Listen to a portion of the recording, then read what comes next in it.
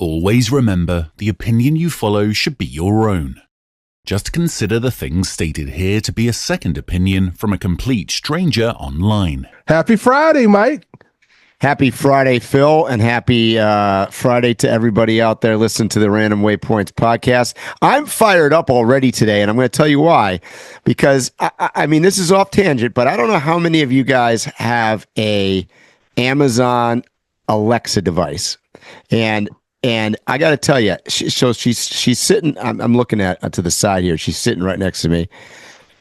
I don't know what's going on, but the thing is so slow all the time. And then I get all fired up and I yell at her, which does absolutely nothing, because then she always has all the responses that, you get from your typical AI chat GPT response. Oh, I'm so sorry that you seem to be struggling right now. How can I help you? Well, you can help me. I'm going to hit you with a hammer.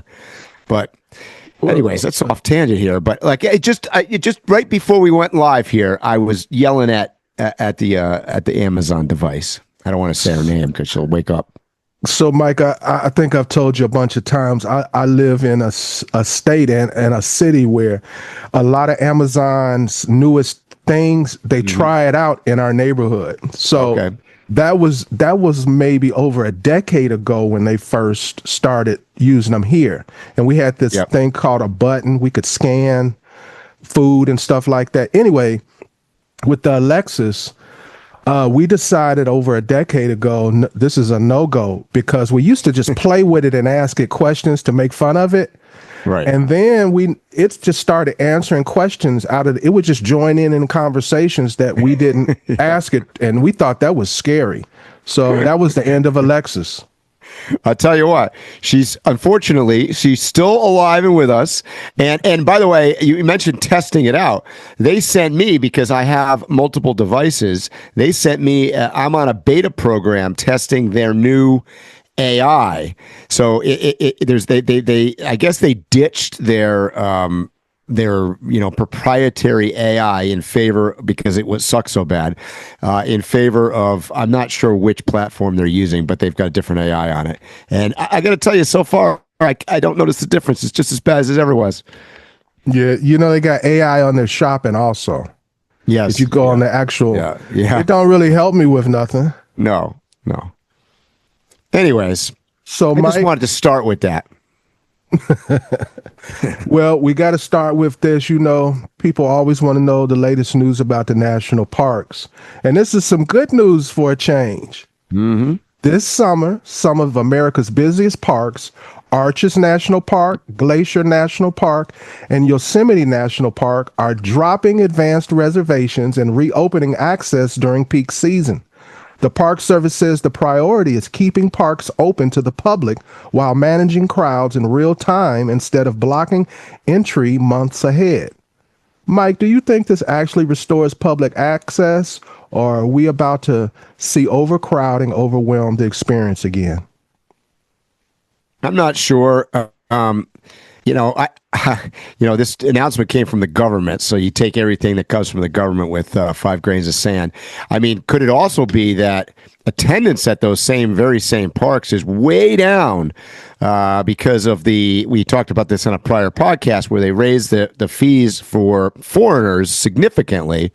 And in addition to that, there's a lot of tourists, particularly Canadians and whatnot, that are not coming to the United States because of our current political climate going on. So I don't know if it's an attendance thing. They see that they don't think it's going to be as busy, or they're trying something new, or it's saving money somehow, or whatnot. I don't know. I mean, you're right, Phil. It could end up back in what we had before, where it was.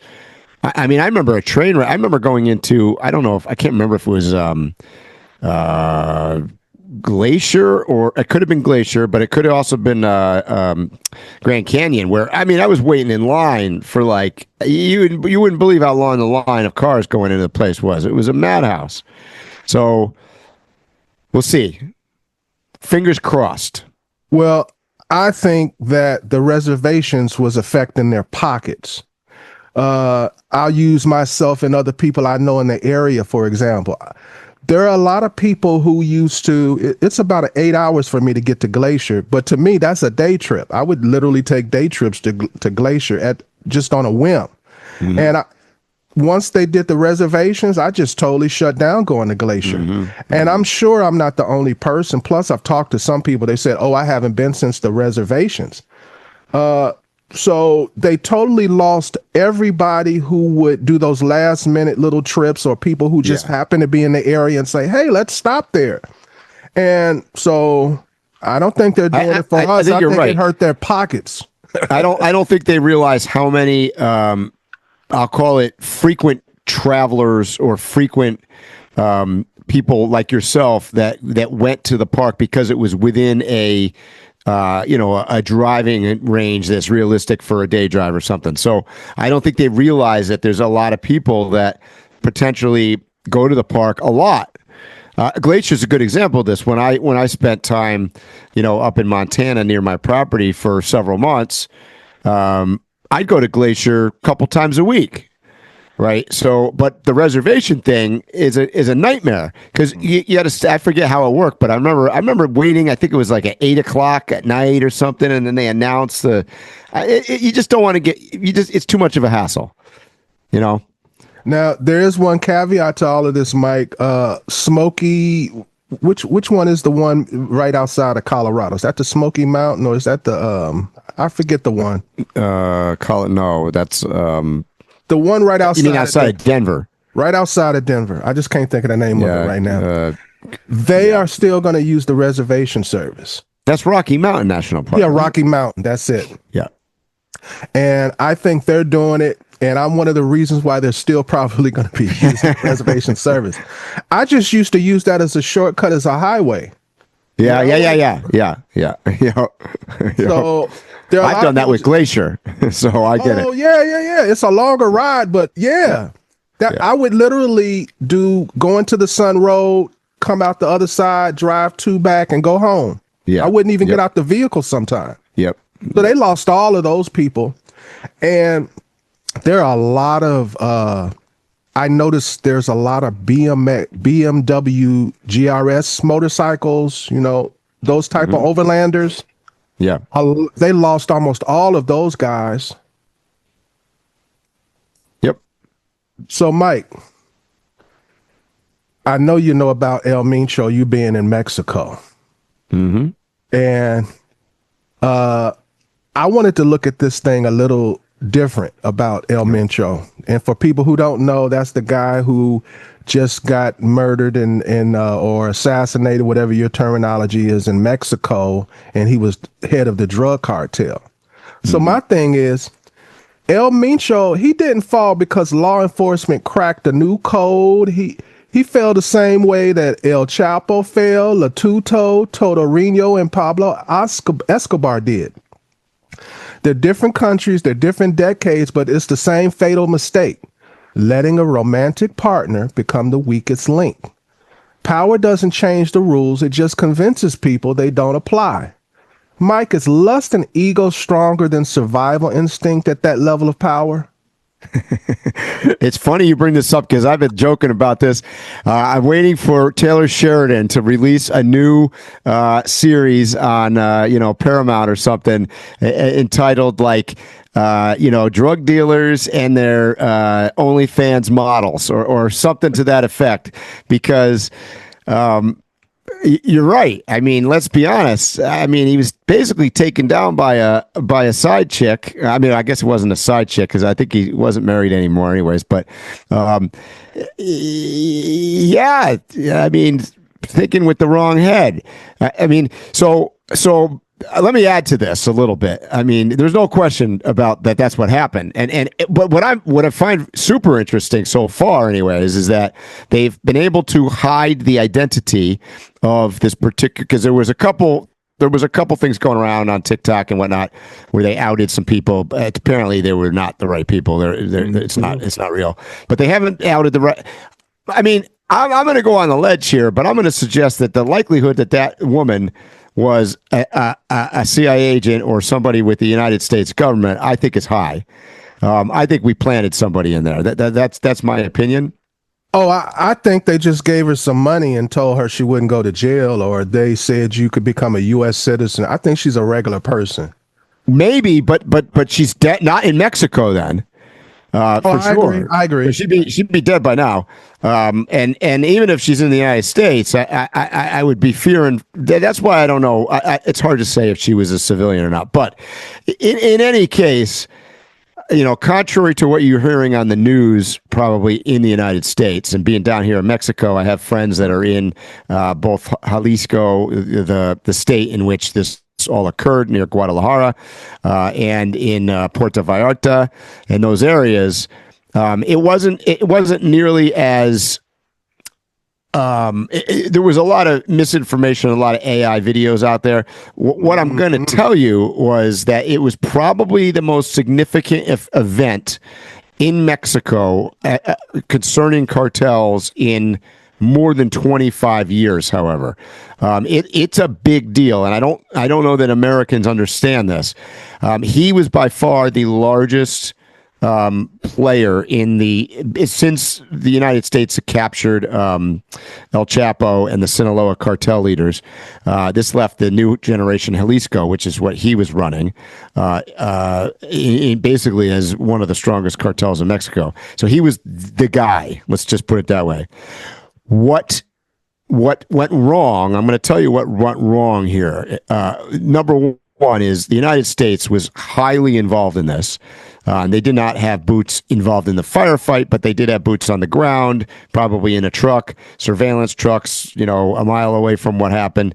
The Americans were involved. The Americans forced the issue. Donald Trump's administration pushed this on Claudia Sheinbaum down here.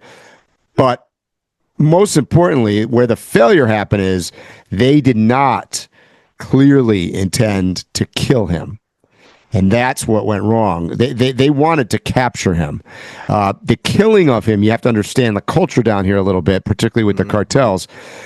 If they had captured him, it's like a battle, right? And the government won that little part of the battle, but maybe not the war. Killing him is an honor thing, and that's a whole different can of worms. And a lot of what you saw, the retaliation, the roadblocks, the burning buses and all this other stuff, was because they killed him. Mm-hmm. And clearly, as you heard on the news, they tried to get him to a hospital. They tried to keep him alive, but he died. And because of that, the big problem going on now is that the World Cup starts. The practice round, or not the practice rounds, the qualifying rounds start in like 3 weeks from now in Jalisco, where this happened. And the problem is that without a direct heir to run that cartel. See, if he was captured, even if he went to, as you know, even if he went to prison in America, he can still communicate. So the problem is, by killing him, he now no longer can communicate, and there is a power vacuum, and there potentially is a fight for power inside that cartel, or weakens them enough that other cartels will move into their territory. So it creates a very unstable environment where we already had unstable coming up with because I'm sure we'll be talking about this on the podcast. The World Cup coming up, because it's a big event and it's taking place over 3 countries. I don't know that it's ever happened before: the U.S., Canada, and Mexico. But we already had people not wanting to come to the World Cup because it's in America, right? Now you've got it happening in Mexico, in a location that potentially could have security risks, quite frankly. The world is changing, bro. What also I've noticed about the coverage, Mike, AI is becoming so much a part of everything. I have seen so many reconstructions of the villa he was living in. I've seen an AI 30-minute long assault on him, showing how they did it and everything. You see a video of them all going up the hill. There was there was 100 troops and a bunch of vehicles going up a hill towards the compound that he was in. The question is it real or not? Right. Mike, I was headed to you already. So who knows? As we go through the hour, Mike, last week's Wag the dog, Yeah. It's going to really be profound for all of the things we're talking about. Because here's an even larger kicker. He was the biggest cartel boss. It's a well-known thing that these guys, if you've been a cartel boss for any length of time, you've had some kind of cosmetic surgery, some kind of liposuction to change your looks and stuff like that. And you haven't had your picture taken in years. The guy hadn't, I don't think they got a picture of the guy in like 20 years. And you're a billionaire. Right. So what's to say this isn't something to get him out of the game or get people off the chase of him? We're always looking at the government using the AI. Well, why wouldn't the criminals? The criminals are usually the most have the most ingenuity about these things. This literally could be a wag the dog by the criminals. Yep. You don't know. Because there's been many examples of where the Mexican government falls in line with whatever the cartel wants. They'll build a fake jail for you to live in. They'll do anything. So It's not far-fetched for them to pretend to have captured you so you can be free. So I'm holding that in my conspiracy bag. Yeah, put it in there. I mean, let's put it this way. From a personal firsthand experience, I saw a video that was circling a lady online showing a burning grocery store that was in Puerto Vallarta. I have a friend that's in Puerto Vallarta that posts on her social media standing in front of that grocery store 2 days later saying, this is the grocery store that burned to the ground and was perfectly fine with shoppers going in and out of it behind it. The whole video that was circulating was completely AI'd. So you just don't know. It must be some kind of template or something for that footage, because they were also using the same store and they were showing Americans stealing stuff out of the store. Like it was a riot or something. I saw that too. And you know what? Here's the funny part. No, I just got, done bitching and moaning about my Amazon device here. ChatGPT, which I use quite often as well, is just as dumb. And when I say that, if I asked it to make a burning grocery store video in Puerto Vallarta, it would make it for me. And if you asked it the same question or show Americans rioting in this grocery store and you are 3,000 miles to the north of me, nowhere near me, it's so dumb that it's going to use the same damn footage for you. You know what I mean? Like if you go on AI and create something, you get it back and you go, oh wow, look at what it made for me. If you think that's unique, it's not. It's just doing the same shit over and over again for different people. Mike, why you bring up AI and Chat GPT? I don't know. I have an issue with Chat GPT. We argue all the time. Me too. I will ask it for specific facts on something, and if it contradicts something that liberals believe, it will give me the facts. But it will then also explain away and give all of these remarks about why it's not what it is. And then I'll go in periodically and say, I want you to only give me facts about things. And it says, okay. And then it'll do it for a while, but then I'll ask it something major and it'll give me a slant and it'll argue with me. And sometimes it'll tell me something didn't happen that I lived through.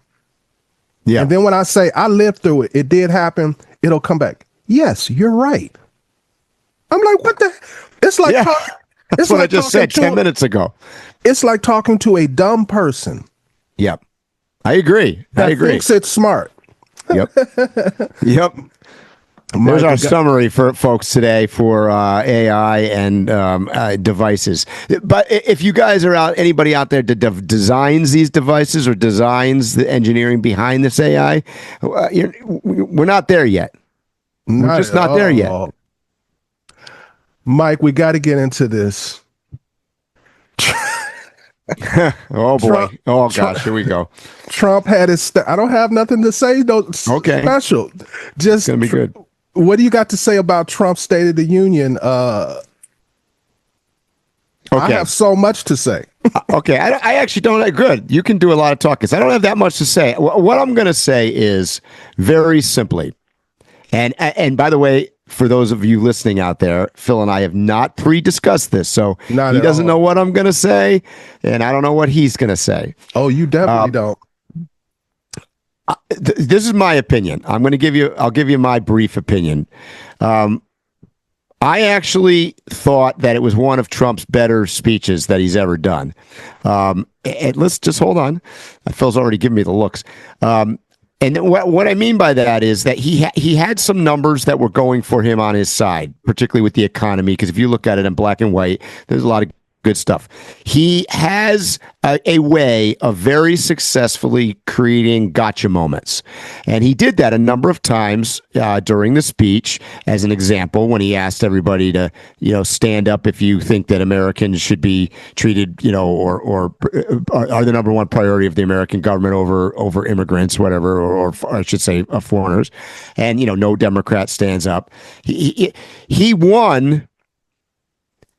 And this is like a repetitive theme of the Random Waypoints podcast. But I'm going to tell you, my argument is that Donald Trump won the debate. It wasn't a debate, but we treat it as such in our culture in America right now. A State of the Union might as well be a debate. He won the debate because the other side successfully once again lost, meaning they look like a bunch of idiots. You had what's his name there standing up and yelling. You had the twin weirdos, I call them, giving him the finger and telling him he was killing Americans and yelling and just acting like children basically. And then sitting down and not standing up for something that you gotta. Come on. I mean, all Americans have to agree on some of this stuff. So I just think that he won by default. And I saw an interesting survey on CNN and CNN is not what I would not consider to be right wing by any stretch of the imagination. Not at all. They did a survey. I think that before his speech, he had a 46% approval rating of what they thought was going to occur or what he, and it was 66% after. So even their survey showed that he won the State of the Union. So my take on it was an advancement for him. He does his usual lying and truth stretching and talking. And once again, I think we talked about this last year. He talked about the gas prices in America being $2.20 a gallon. And in reality, it doesn't exist in any state in the union. But that's Donald Trump. So, what do you think, Phil? I basically agree with what you're saying. My thing is, if you just were a person that was coming to listen to it to be entertained, wasn't entertaining, wasn't one of those Barack Obama type inspirational type of speeches. But if you are speaking to achieve goals, he absolutely just crushed it. Yeah. 5 goals. He nailed all of them. So and anybody who wants to disagree with me, just Google CBS fact check Trump State of the Union address. Now, CBS, another liberal station, they do the little fact check thing.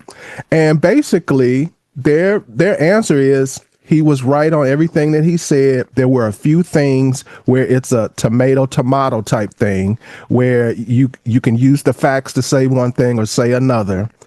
But overall, the fact checking says basically this was one of the most accurate State of the Unions we've had in a long time. So there's that backing the numbers. So regardless of what you're feeling in your pockets or whatever, those are the facts. Now, the flip side of that is if you are not feeling this in your pockets, if you're currently unemployed or your job is not meeting your expectations with salary or your salary doesn't meet the expectations of your lifestyle right now, that's not hitting with you. But the thing I liked about what he did was there's something in that speech that somebody feels strongly about. And if you saw that the Democrats weren't supporting it, you lost them. There's some people, they really they don't care about politics, but they sure care about hockey, or they sure care about the Olympics.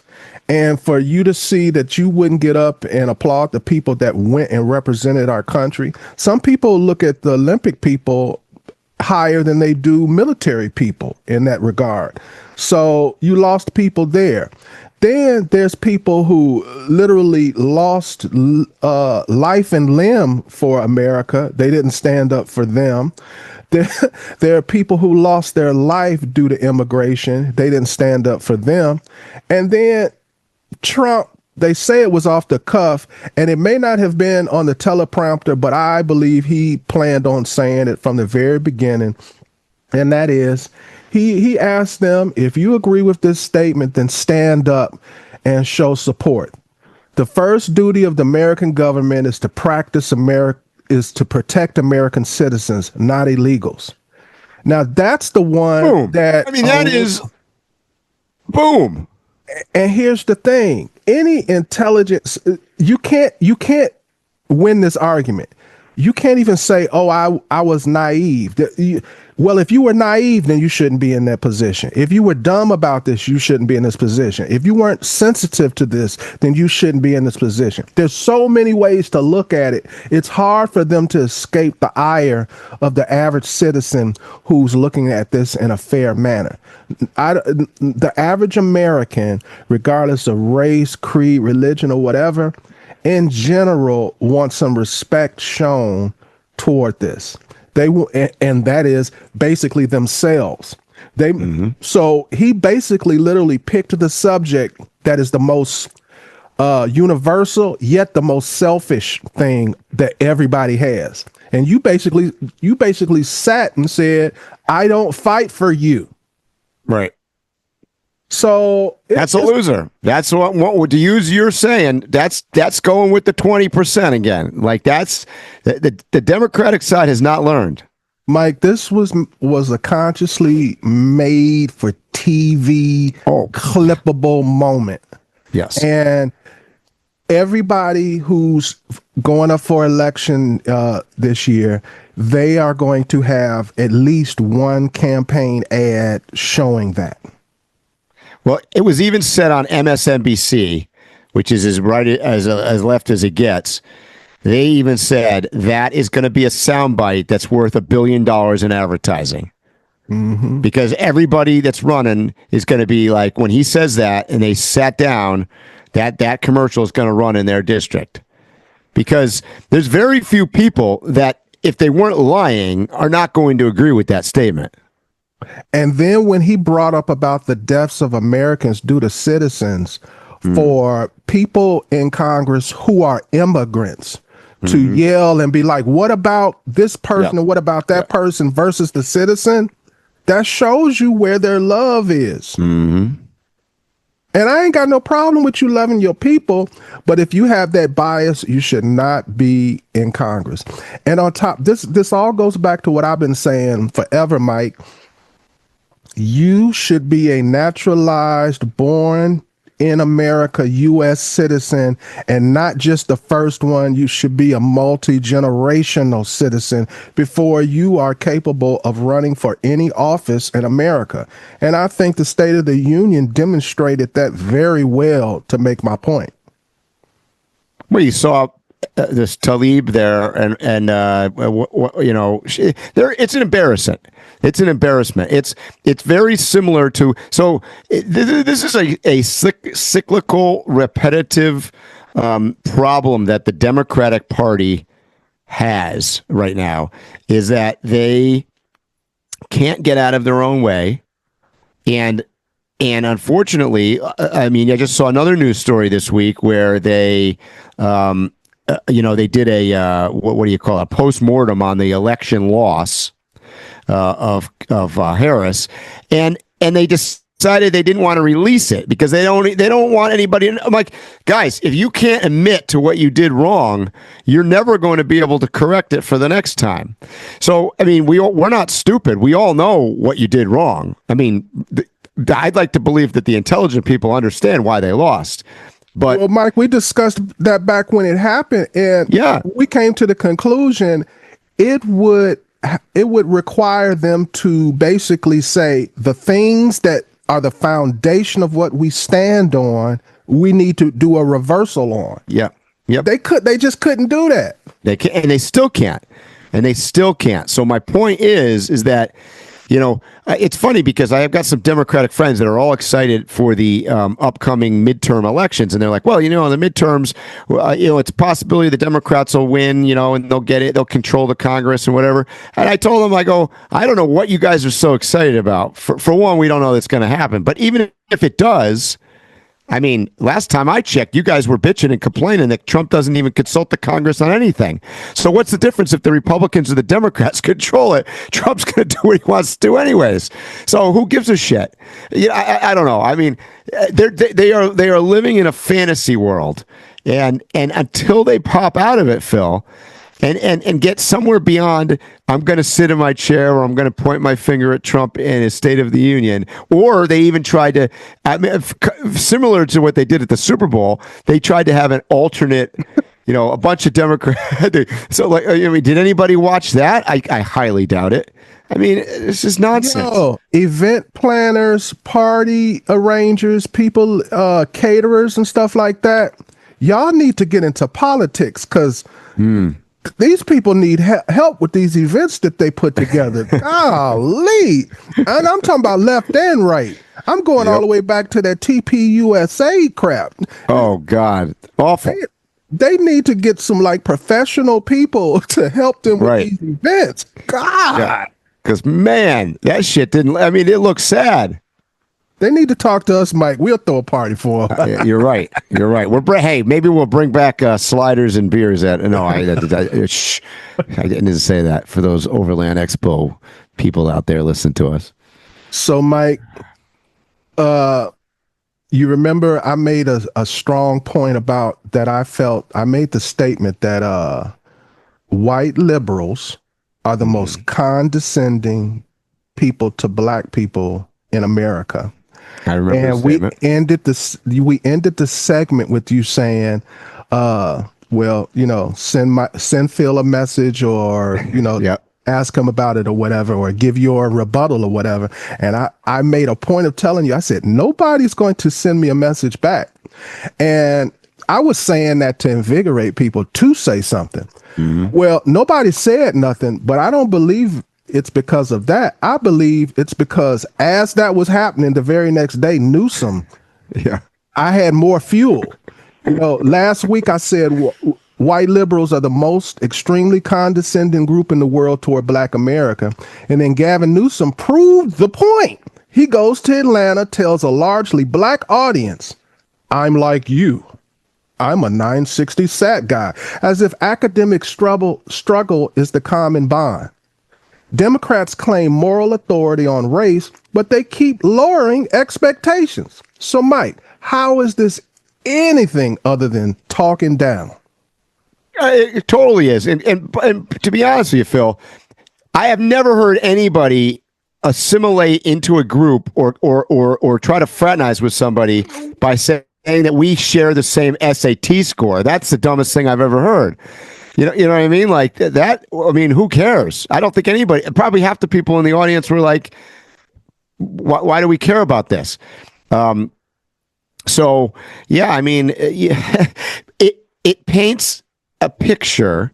So, when it first, it's the soft bigotry. Yes. Of low expectations. Yes. And that's what I was about to say. When I first heard it and I first saw it, I was like, well, geez, I don't know. I mean, I'm not sure that this is necessarily, racist. It was dumb. And it was, I also, by the way, I don't even know if I believe it. I mean, I'm not saying I like Newsom or I think that he's super smart, but I have a feeling his SAT score was higher than that. I think he's lying. He might not have took a SAT score if you know anything about his life. That's true. He didn't need to. What was he taking it for? It's a good point. It's a good point, Phil. It's a good point. But when you look at it, he 1,000%, when you actually study it, it's soft. it's soft racism in the sense that he's talking down to them. There's no question about it. But by the way, I mean, I could throw a black person under the bus here too. How about Harris? Remember when she used to tour around the country and then start trying to speak like people? Harris isn't black. I want that to be extremely clear. I mean, but there'll be a lot of people that disagree with you there, Phil. It doesn't matter whether they disagree. It's a fact. She's a brown blender. How's that? She's Indian. I guess so. Part. But my point is, okay, but hold on. My point is she was doing the same race. I don't know if you remember when she was, I forget where she was, but she was speaking to a largely black audience and she was trying to emulate their accent. Child, I put greens in the bathtub to cook them because we cook so. Yeah. So, I mean, it's the same thing. I mean, this is the problem. This is my point, though. And I think it's what your point is driving home. The Democrats are stuck on this same bandwagon thing. I got hot sauce in my bag. Come to Random Waypoints and learn how to speak. We had chitlins before breakfast today. Ooh. I think it goes all the way back. Talk about, I remember Elizabeth Warren in Massachusetts. There was a whole video she tried to put out where she was taking a beer out of the refrigerator and trying to hold a beer can and drink and feel like common folk and talk down basically to her people out in the Boston area. And the funny part about it was like, you could tell she's never drank a beer in her life. I'm not even sure she's ever opened a refrigerator. So but it's the same concept. They're not, it's frustrating because you and I talked about this. I'm not saying both sides don't do it. Donald Trump did it in a sense when he went in. Remember, we talked about this on the podcast when he went in and worked at McDonald's. But the thing is, he pulls it off better. He's actually like, here's Uncle Donald. But Mike, he really didn't. He did it the way you're supposed to. I remember that. He was like, he didn't say, "Oh, you guys are as slow as me." He was like, "Oh, you guys are faster than me. Oh, you guys know this better than me. Oh, you're better than this than me." Oh. Yes. That's what I said. He knows how to pull it off. The Democrats haven't learned. They are a party of talking down. Yeah, they would have came into McDonald's saying, "I don't know if I can open this window and hand these fries to the person in the car." Just like you guys. I'm sure you struggle with this every day. Yeah. That's what they would have said. It's so many keys on this register. How do you do it? Yep. Mike, I have so much emotion about this because it is these type of people who will, in all type of situations, they'll see me and it's only because I'm black. They walk up to me and they talk in this real calm, nice voice and they want to talk about politics and they want to talk about the strife I've gone through in my life and this, that, and the other. And they literally be arguing with me, telling me how my life was and what my people been through. And I'm like, I lived it, right? How are you? But they telling me something that they didn't learn when they was writing a master's paper to become a social servant or something. Yeah, social worker. Yeah, social worker. Oh, bro, that's my worst enemy. Because they are the ones who pretend to be my friend. Mm-hmm. Oh, enough of that, Mike. Okay. So, Mike, on Thursday, the U.S. and Iran are back in Geneva with Oman mediating, and the question is whether this is the last off-ramp before a limited strike. With U.S. forces reportedly reinforced in the region, are we closer to a pressure strike than a deal? What do you think, Mike? I believe that we're going to strike.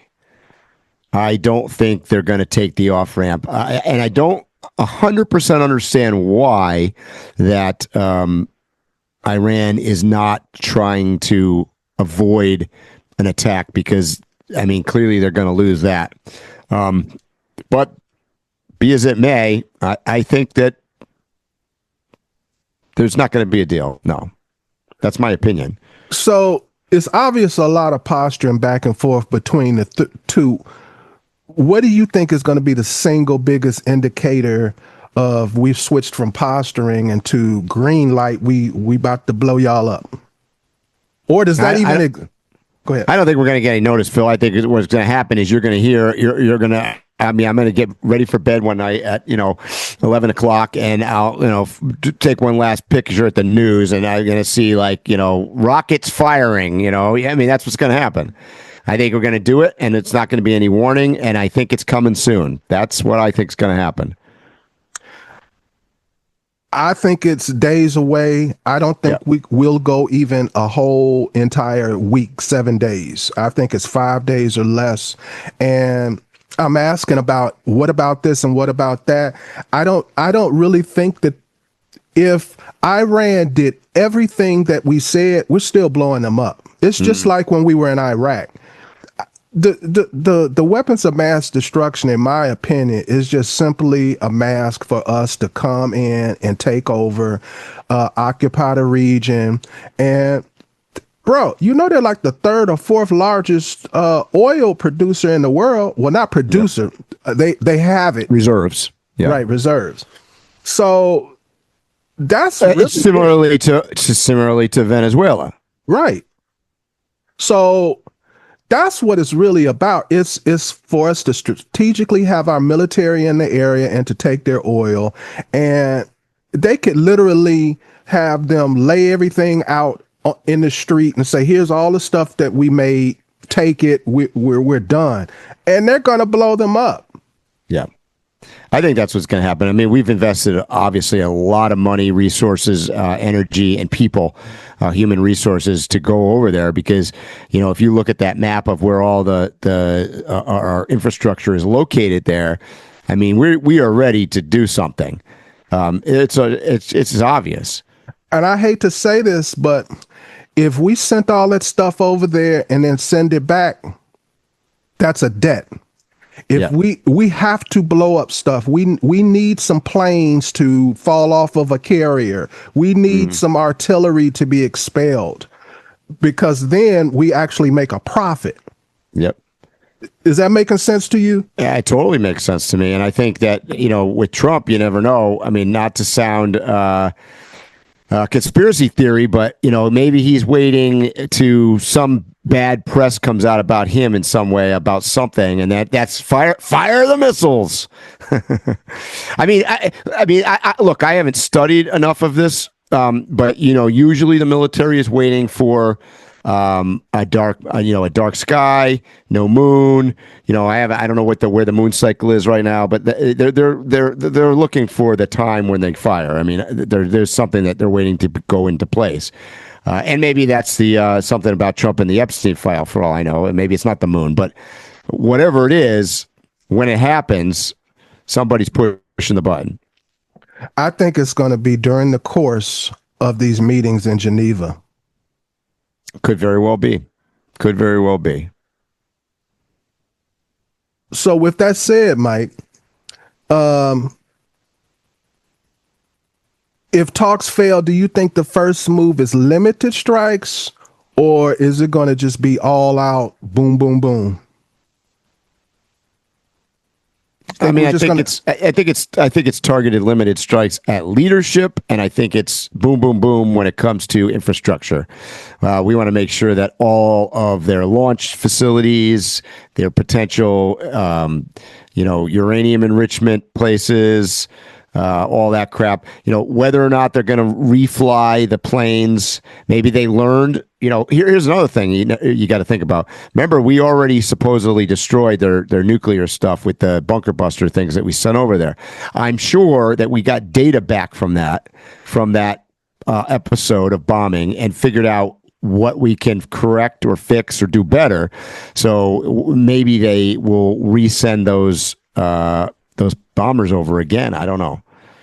People throw around war with Iran, but occupation is a different universe. It's a different size. It's a different terrain.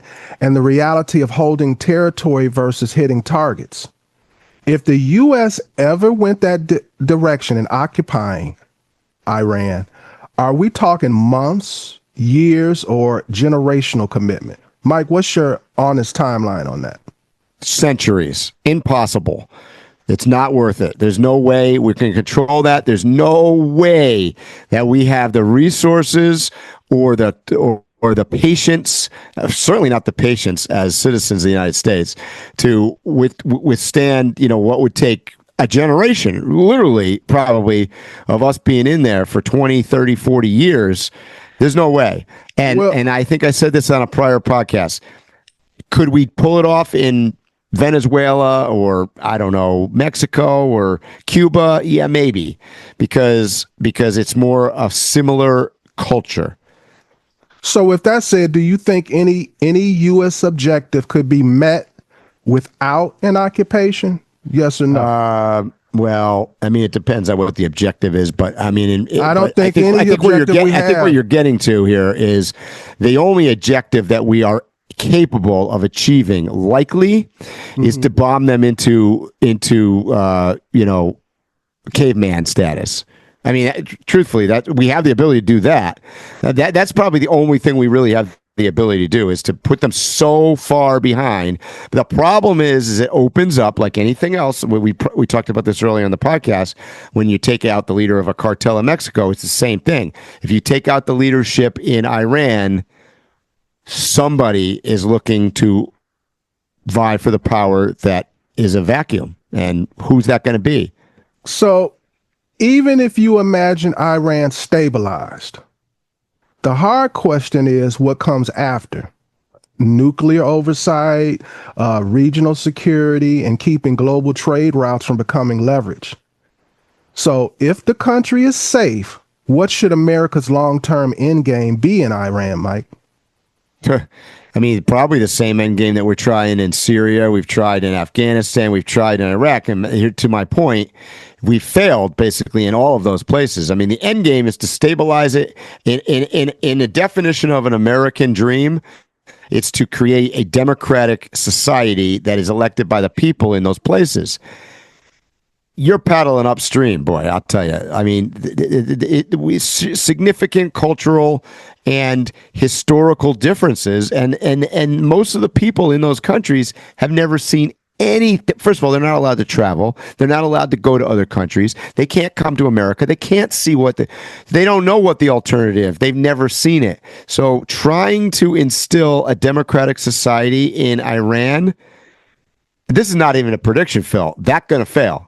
Okay, I 1,000% guarantee you right here on this podcast that is never going to succeed, and my prediction's going to be right. Okay, so with that, what does a real exit strategy look like that doesn't collapse the moment we leave? Or is it no such thing? It does collapse. I think it does collapse the moment, Eli. I think you have to dismantle their structure, and you've got to put them back into caveman status. You're sending them back to Fred Flintstone. I mean, okay, and then you're going to wait another in another 20 to 30 years or something. They'll be back where they are today again. But I mean, that's the reality of it, I think. I agree with everything that you've said so far, Mike. So we're in agreement with that. That's the reality. Let's move forward with that then. So this is where I'm at. We fought long, unresolved wars in Vietnam and North Korea, both far smaller than Iran. And now we're talking about a country that's not only bigger, but heavily fortified, deeply militarized, and built for asymmetric war. So, Mike, should we really expect Iran to be wrapped up quickly, or is this exactly how another decades-long conflict begins? Is this? It's exactly how it begins. And by the way, you also didn't mention that it's also surrounded by a bunch of wacky countries as well. So it isn't just isolated. There's countries that are its direct neighbors that are in no better shape. I mean, you talked about, how about Korea? We've never solved that problem still. Not solved. Afghanistan, not solved. Libya, not solved. Iraq, not solved. Syria, not solved. I mean, go on and on. We've gone into Yemen to some extent with proxies and whatnot, and Yemen is a big shithole the way that it was before. I mean, that's not getting any better. I specifically mentioned Vietnam because that is one where we had similarly large, not as large, but similarly large buildup before we started the war with Vietnam. And what was that, like 15, maybe 20 year long war we had? Yeah. And we're still there. And most people feel as though we lost that war. Yeah, I wouldn't consider it to be a success. So is us doing this inevitably going to look like a loss in some ways, similar to these other wars? I think in Trump's mind, the win here is to make sure that they don't get a nuclear weapon. I don't think the weapon thing is that big a deal. I'm not arguing with you about it, but I just think that's a ruse for the oil. I think what you said, replace it with oil. As long as they get control of the oil and as long as they're able to establish business relations with them. But here's the problem. They'll be happy. Yeah, but I mean, see, in order to get the oil, you alluded to this earlier in the conversation, they have huge amounts of reserves. They don't have huge amounts of production. In order to get the oil out of the ground and benefit us, by the way, you have to have a stable society. You have to have a functioning society. Bombing the shit out of them is not going to solve that. I mean, we bomb the shit out of them, they're not going to be able to drill oil to save their life. Well, if we bomb the shit out of them, they won't be around. Well, that goes back to what my prediction was last week. I don't think it's going to be some little small, little quick hit thing. I think we may say we didn't mean to do it, but we're going to kill a lot of people. That's what I think. But now you're into it. See, here's the problem. You're treading on thin ice because now you're into a casualty situation with civilians, which is what you just saw, by the way, on a much smaller scale in Israel attacking the Gaza Strip. And I mean, it amounts to basically genocide, right? So. And ain't nothing happening to Israel, so what's going to happen to us?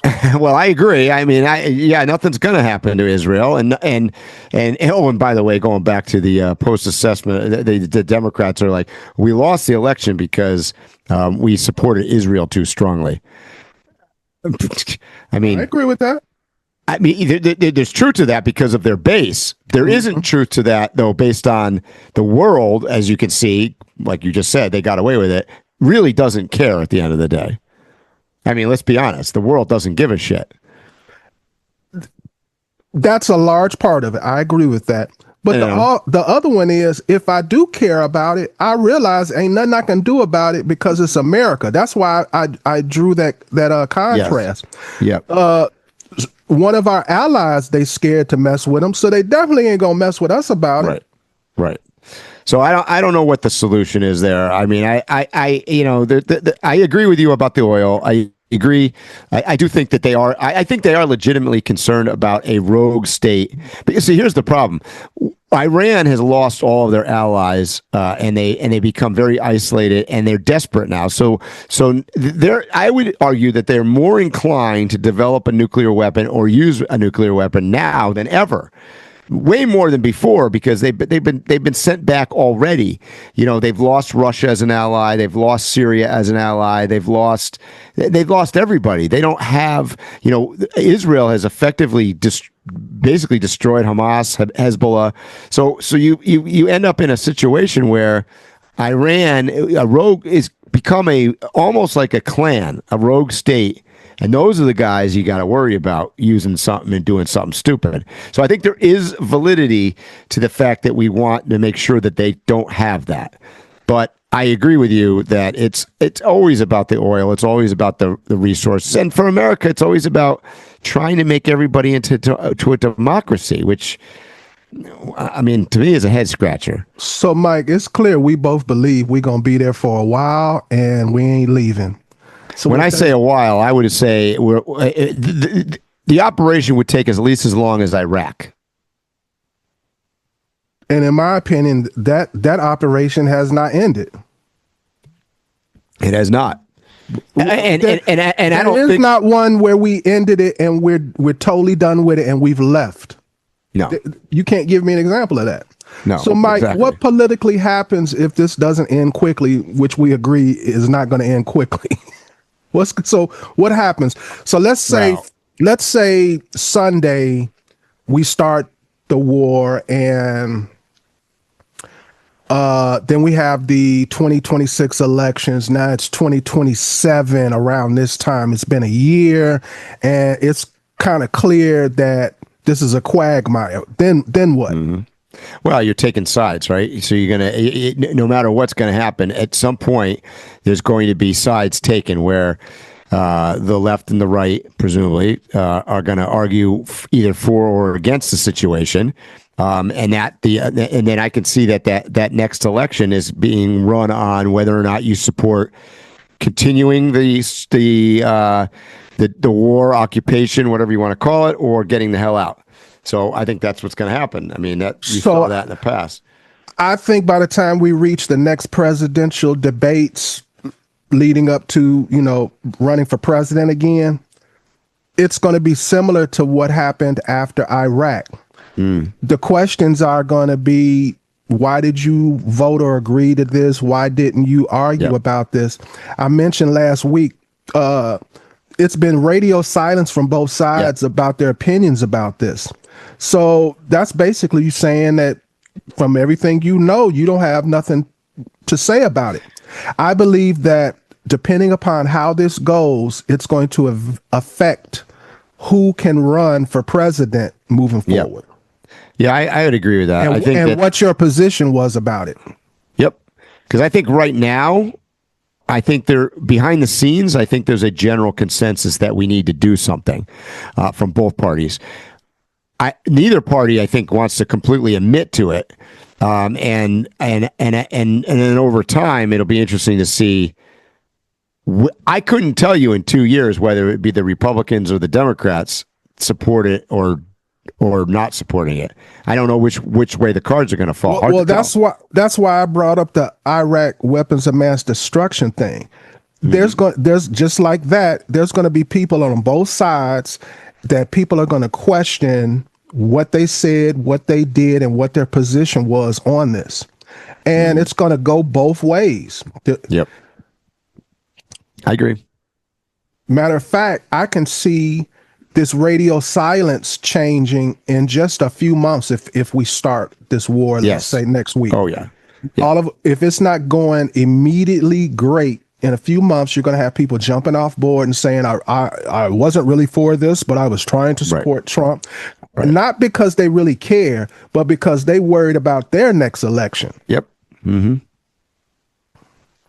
So, Mike, 1 year into Trump's America First agenda, China didn't collapse. It pivoted. Record trade surpluses, new deals with Canada, India, and the UK. And the yuan gaining ground globally while U.S. trade becomes less predictable. Mike, did Trump's strategy actually accelerate China's rise as the stable partner? I don't think so.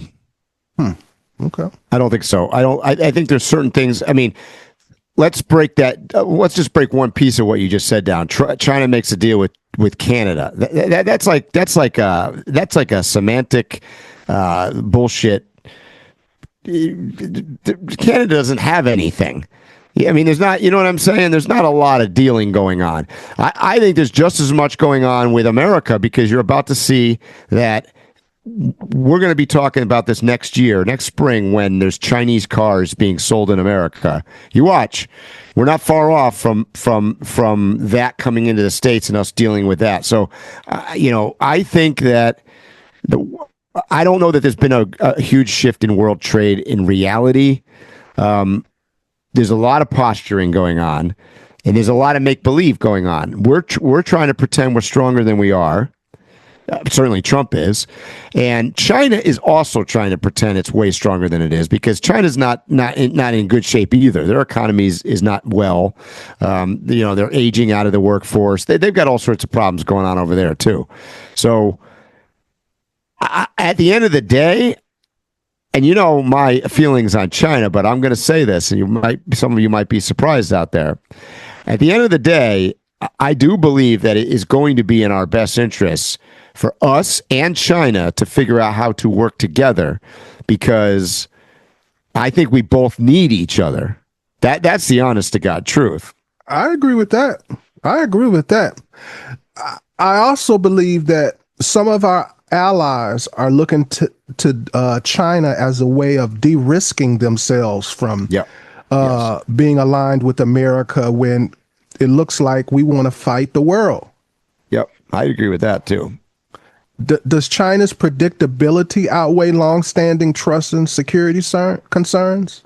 I don't think China has any predictability. That's the problem. So the problem is, like I said, it's their stability. They ain't fighting nobody. But hold on. But pull the sheet back. China steals everybody's IP. They renege on every deal they've ever made with every country. They're not trustworthy either. So on the surface, yes, if they were a trustworthy organization, let's call it, and they didn't steal everybody's IP, and it's funny, Phil. I could tell you, like, just take cars as an example. Just walking around in town that I'm in here in Mexico, I will spot a car on the street and be like, "Oh my God, I didn't know they had that," thinking that it's an American car. Like a Jeep. A Jeep is a great example of this. A Jeep Wrangler. I see a Jeep Wrangler here in Todos Santos, and then I get closer to it and I realize it's a Jingpao. It's just stolen. It looks it has the same amount of freaking slats in the front. I'm telling you. So China is not. They don't play by the same playbook that I'll call it the Western world does. Which, by the way, includes Canada and Europe. So they're going to get their ass bitten if they're not careful. You've mentioned the electric cars in Mexico and Canada. Someone said something interesting to me. I want your thoughts on it. And that is, if we start seeing Chinese cars in Canada and they're already in Mexico. Yep. Lots of them here. Could you imagine Trump saying that Chinese cars can't enter into America? Because that's what their thoughts were. And that kind of sounds like something he would do to me. But my understanding is Trump already said that he would allow Chinese cars in America if they're built in America. No, that's different. I'm saying like let's say the first shipment of cars come to Canada, and somebody and they can't drive in. You're saying, right? Oh yeah, I mean that's something to. I think that's totally illegal, and I don't think that he could really enforce that. But do I think he'd say it or try? Yeah, I do. Yep. I don't know. I haven't researched it. Why do you think it's not?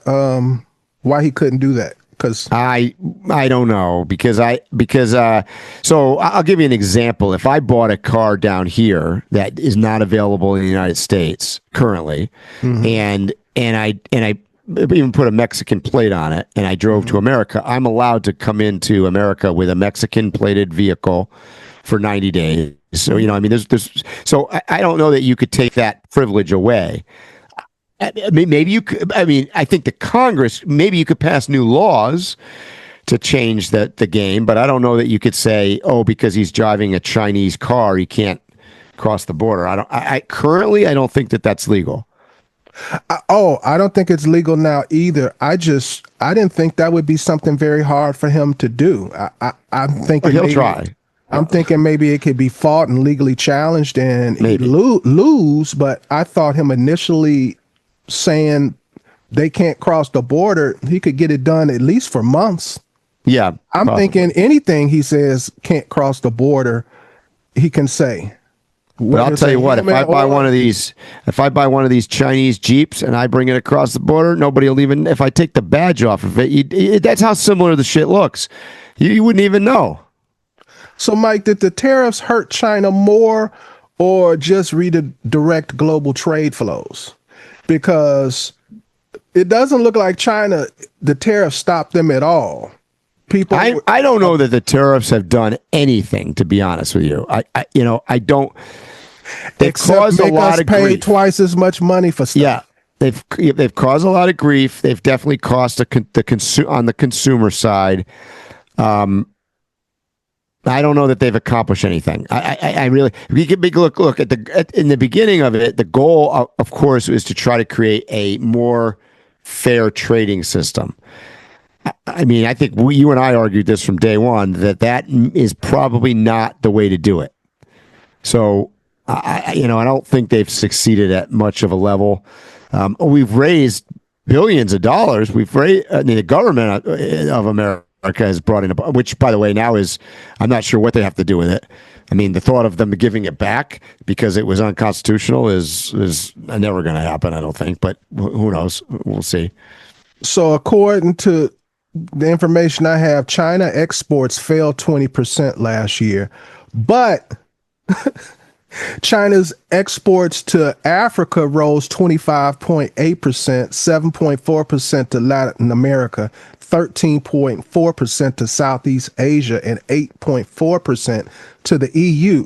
So if you were looking at this on a chart, they're still shifting. They're still going up. They're not even plateauing.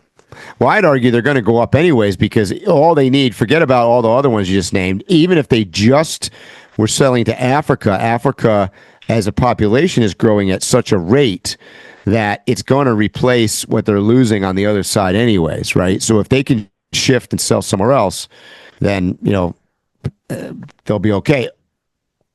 With the exception of, I'm not sure they can sustain it because they have population issues, they've got infrastructure issues, they've got economy issues, they've got a lot of other stuff that also could bring them into grief. All right. So is there anything else you wanted to talk about, Mike? Is there something on your list? No, I think, I mean, I can, you want me to bitch about some other device or? No, I think I'm good. I just wanted to make sure we're at the end. I wanted to make sure if there was something you wanted to say to get that out. No, I think if I do, I will bring it up on next week's podcast. So one thing you guys can always count on out there is that Phil and I are pretty reliable on coming to you every week.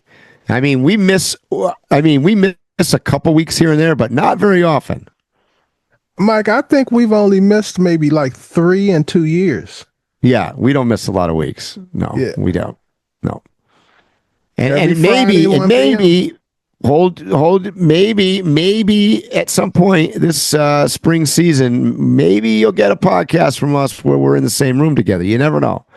We're going to try. That's going to happen, Mike. Your traveling ass, my traveling ass. We'll do it. It's just where it's going to be at. What state? Hey, there's one thing I want to throw out. Friends of ours up at X-Overland Ranch and X-Overland in general, they put out one of the best teaser videos I've ever seen today. I think it was today on social media, teasing their new series of the Around the World thing. If you haven't caught that, definitely take a look at that because I was very impressed. They always on the top of their game, in my opinion. For sure. It's like they're the bar. Yeah. Even if you're not trying to do exactly what they're doing, they're the bar for you to watch, for you to get guidance, in my opinion. Agreed. Anything else, Mike? That's it. All right, guys, you know what I'm going to say. Stay safe, tread lightly, and hopefully we'll see you here or on a trail soon. You have been listening to Waypoint Overland's Random Waypoints. Like, subscribe, and stay tuned for more.